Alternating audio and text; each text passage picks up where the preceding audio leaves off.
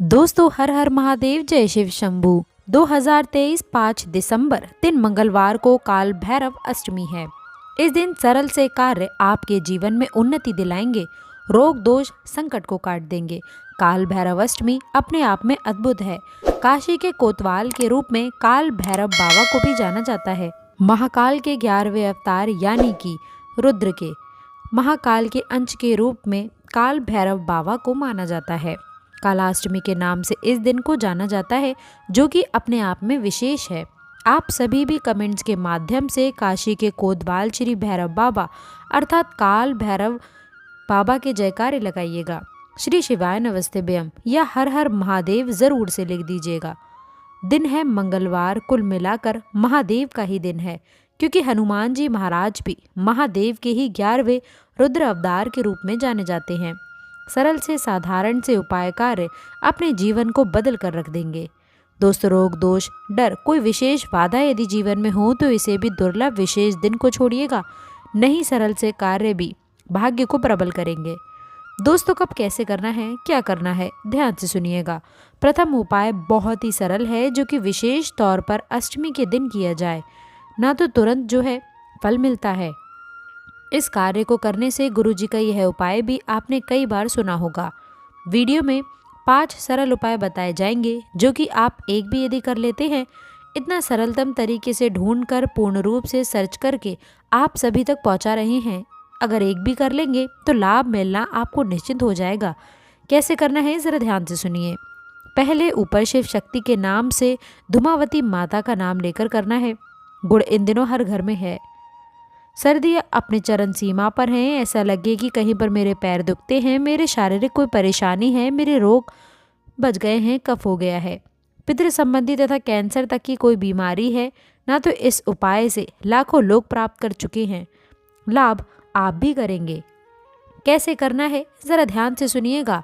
ब्रह्म मुहूर्त में करें या दिन भर में रात्रि तक कभी भी आप करें, लाभ आपको होना ही है। दोस्तों, आप सभी को धूमावती माता और शिव शक्ति का नाम लेकर 7 गुड़ के छोटे छोटे टुकड़े कर लेने हैं। ठीक है, ध्यान से सुनिएगा। धूमावती माता का और शिव शक्ति का ध्यान कर कर और 7 गुड़ के टुकड़े लेकर शिव मंदिर चले जाएं। अब ऐसा शिव मंदिर चुनना है जहां पर माता पार्वती भी हो, अर्थात समस्त शिव परिवार विराजमान हो। कई बार ऐसे सिर्फ मंदिर होते हैं जिसमें सिर्फ शिव जी की पिंडी स्वरूप विराजमान होती है। बस हो गया, ऐसा नहीं।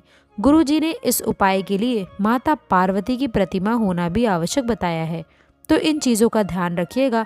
तो आप सभी धूमावती माता का नाम लें। अपने रोग कष्ट पीड़ा का भी ध्यान करते हुए सबसे पहले जिस भी तरह से सरलतम विधि आप अपने जो नियमित तौर से महाराज की है उस तौर से करें, दीप प्रज्वलित भी करें, विधि विधान से पूजन करें। इसके बाद जो है उपाय करना शुरू करें। आप सभी को सभी छोटे 7 गुड़ के टुकड़े जो शिव मुंडी है ना, वहीं पर ही कहीं पर ही आप समर्पित कर देनी है। दोस्तों, धूमावती माता और शिव शक्ति का ध्यान करके रूप दोष कष्ट मिट जाए, इस प्रार्थना से अब वह स्थान माता अशोक सुंदरी गणेश जी महाराज या माता रानी के हस्त कमल पर किसी भी स्थान पर 7 गुड़ के टुकड़े रख सकते हैं। इच्छा आपकी है। जो भी कष्ट पीड़ा परेशानी है वह जो है आप सभी झोली पसार करके अब आप सभी जो है सब पूजा करने के पश्चात अपने मन की बात कहने के बाद जो 7 गुड़ के टुकड़े हैं उन्हें उठाकर कटोरी में रख कर घर ले आए। प्रातःकाल ब्रह्म मुहूर्त में जिस भी मंदिर में आपने पूजन किया है ना, अपने घर की दहलीज पर अपने घर की चौखट पर खड़े होकर उस मंदिर की ओर मुख करते हुए विश्वास से एक एक छोटा छोटा गुड़ का टुकड़ा खा लीजिए। सुबह उठते ही इस कामना कीजिए कि मेरे रोग दोष कष्ट संकट खत्म हो जाएं और दवाइयाँ छूट जाएं। सरल सा उपाय है, करके देखिएगा। 7 दिन में ही गुरुजी कहते हैं कि आपको फर्क दिखना आरंभ होने लग जाएगा।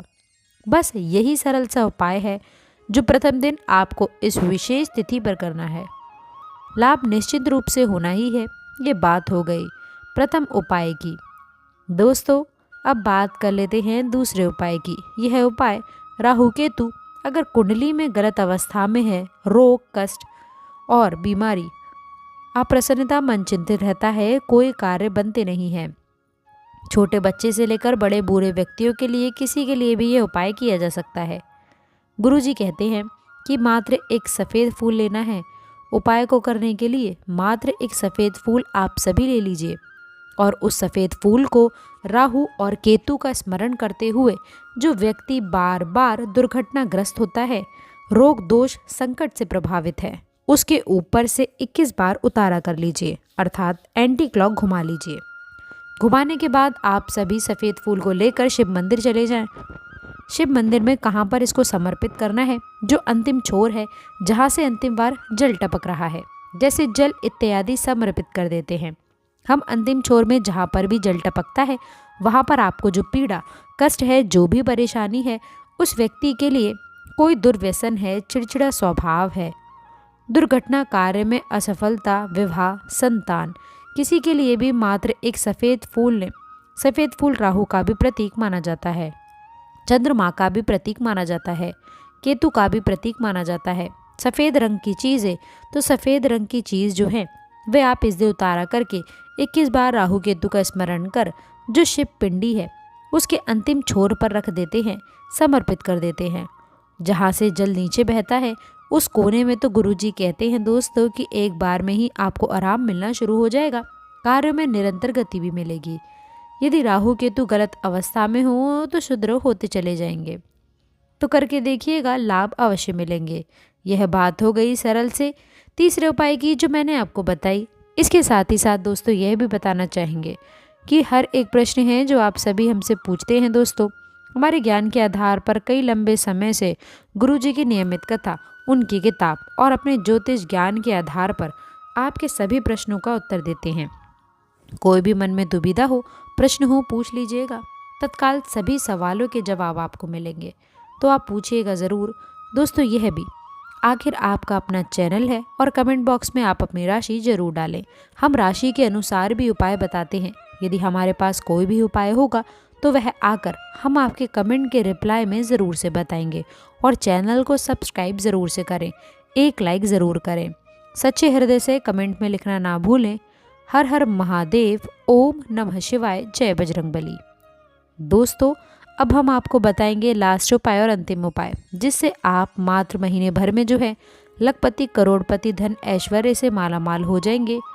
दोस्तों बता दें आप सभी को कि गुरुजी कहते हैं जब मंगलवार का दिन पड़े, खास तौर पर विशेष तिथि पड़े, ऐसा लगे कि घर के मांगलिक कार्य रुक गए हैं, किसी ने बुद्धि बांध दी है, कोक बंधन हो गया है, व्यापार में गति नहीं है, पैसों की बरकत परिवार में बिल्कुल नहीं है, किसी न किसी स्वरूप में आप प्रभावित हैं, तो आप सभी जो हैं त्रिशूल बनाएं। दोस्तों कहाँ पर बनाना है, घर के दरवाजे पर कैसे बनाना है, ज़रा ध्यान से सुनिएगा। मंगलवार का दिन है, हनुमान जी महाराज के मंदिर जाइए। हनुमान जी महाराज के छोटे भाई गतिमान जी का नाम लेकर के हनुमान जी के पैरों के बाएं पैर का थोड़ा सा सिंदूर अपने साथ घर ले आएँ। चाहे तो छोटी सी कटोरी में लेकर आएँ या किसी न किसी स्वरूप में कागज़ में लेकर आएँ। अब हनुमान जी के मंदिर गए हैं तो हनुमान जी महाराज के जो है मंदिर में दीपक ज़रूर से लगाएं। दोस्तों धन्यवाद स्वरूप भले ही गुड़ और चना जो आपके पास है आप जो है उन्हें समर्पित कर कर आएँ। इच्छा आपकी है कि आप किस तरह से पूजन हनुमान जी का करते हैं। ठीक है, हनुमान जी के मंदिर में गए हैं तो कुछ ना कुछ करके ज़रूर से आएँ। तभी जो है सिंदूर लेकर आएँ जिससे कि आपका उपाय पूजा फलित हो।